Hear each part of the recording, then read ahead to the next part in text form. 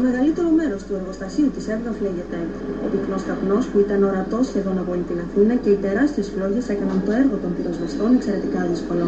Έτσι η μάχη με τη φωτιά δόθηκε κυρίως με τη βοήθεια των κλιμακοφόρων. Ξαφνικά είδαμε καπνούς, είδαμε φωτιά και αρχίσαμε και τρέχαμε. Η πυρκαγιά στο εργοστάσιο εκδηλώθηκε στις 7 παρατέταρτο το πρωί. Όσοι εργαζόμενοι βρίσκονταν εκείνη την ώρα μέσα έτρεχαν να σωθούν.